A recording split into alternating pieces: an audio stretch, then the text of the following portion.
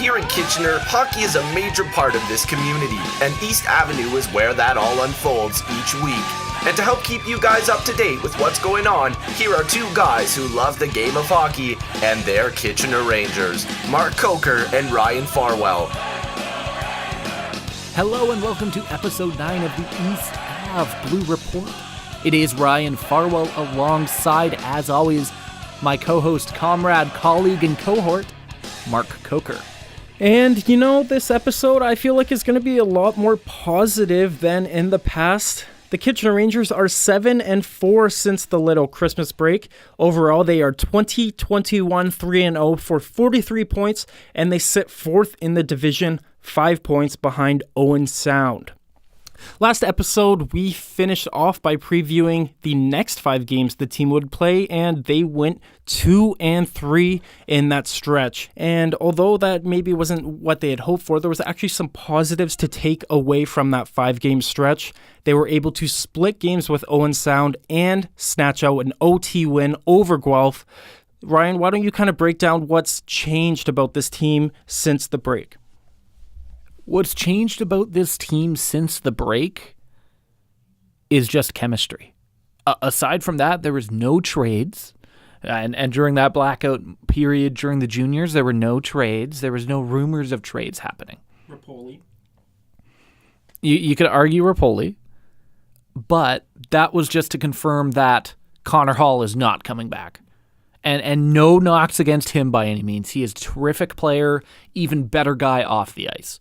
It's just physically his body can't go for this season. So his hockey down the line, who knows what's going to happen. But that was the only change, is Rapoli is that 6th D-man. Aside from that, the roster is intact. So what else has changed then, Mark? As I mentioned, it's the team chemistry. And you can see it. They are 7-4 off the Christmas break. This is the best stretch that we've seen of games, basically since the start of the season. So to quickly review that 5-game stretch a bit more, Friday, January 4th, it was a 4-3 win over Owen Sound at home. And then the next day, they went on the road to Saginaw, but ended up on the wrong side of a 5-2 game. Then Sunday, January 6th, it was off to Windsor, where once again, unfortunately, the Rangers lost, this time 7-1. And then 3 days later on Wednesday, January 9th, this is the loss against Owen Sound. It was 4-3, but they bounced back with what I said was that crucial 4-3 overtime win versus Guelph. Now to some of the games that we haven't touched on in previous episodes, and they went 2-1 over this stretch. Sunday, January 13th, it was a 5-2 home loss to London.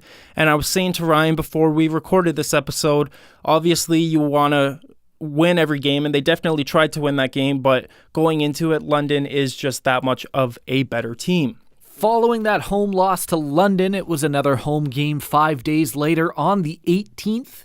It was a 7-4 home win over Windsor, but there was a little bit of a sour taste on that game, and one of the reasons being is the recently let go and recently acquired Chase Campbell for the Spitfires scored against his former team, almost shoving it down McKee's throat.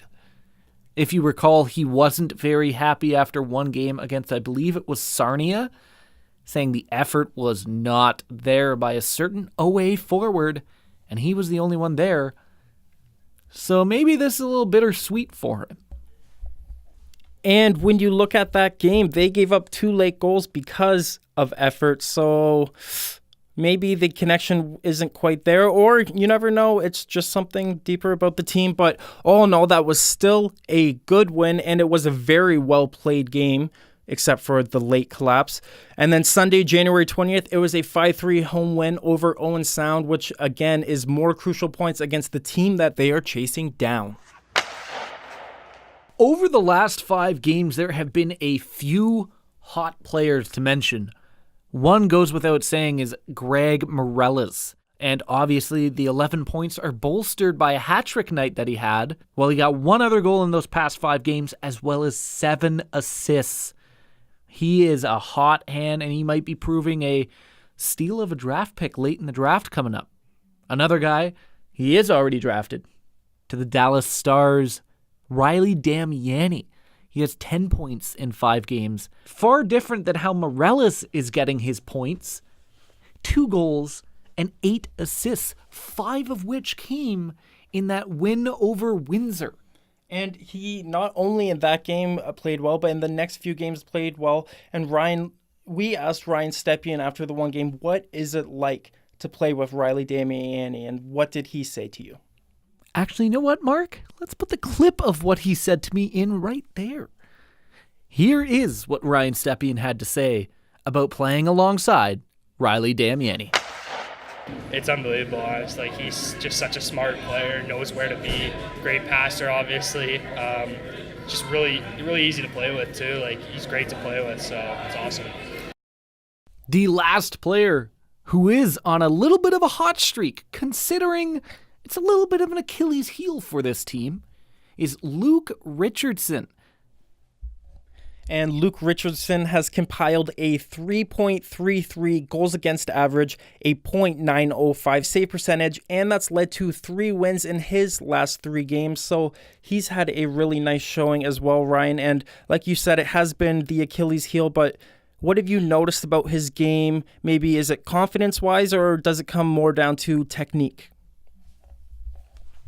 I think we're finally seeing a dash of confidence, and also I want to say he picked something up from Mario Kalina. And now I know Kalina was a backup for a long, long time behind Michael DiPietro. But you could see in the second half, not everybody has that full tank of gas to still run on. And now I think we're seeing that Luke Richardson is almost taking his game to another level in the second half of this season, knowing that the playoffs is coming on a verge and coming very, very quickly. So to hit that stride at this time is crucial. And all I can say is I hope that Lucas File follows suit. And the reason being is then this team has a 2-headed monster, which they need very badly. Jumping to the upcoming games, Friday, January 25th, which is tomorrow at the time of this recording, Flint visits Kitchener in a game that Kitchener hopefully should win, considering Flint's record. But there's something more important to talk about, and it's the fact that it's Don Cameron Potato Night, and it is the first one since Don unfortunately passed. But I have this feeling inside that this will be one of the most positive events in terms of the amount of potatoes that get donated and just the energy around the arena tomorrow night.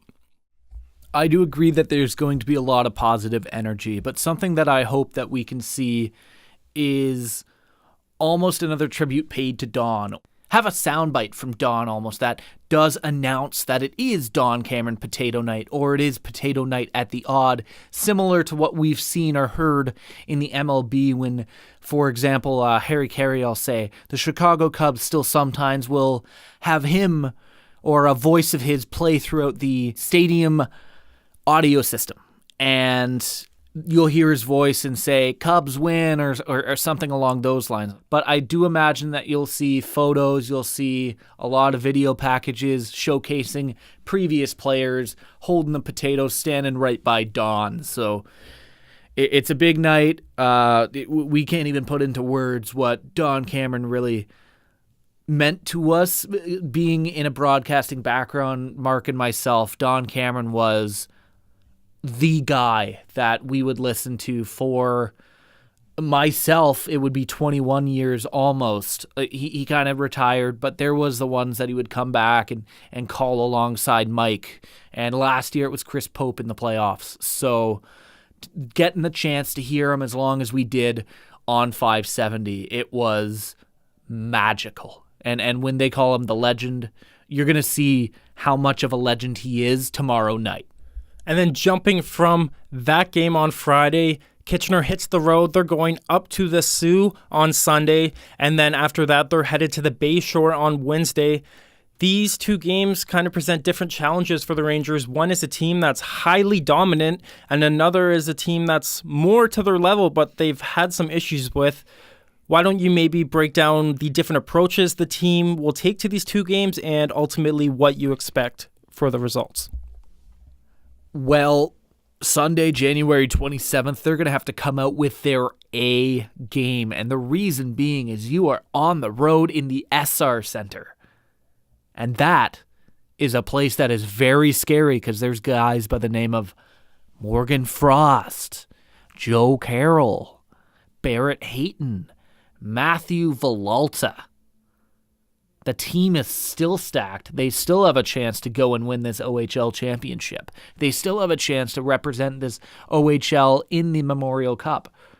So you can never take a night off, let's say, against a team like that. You have to be firing on all cylinders, because if you don't, you're going to get eaten alive. But you're on the road.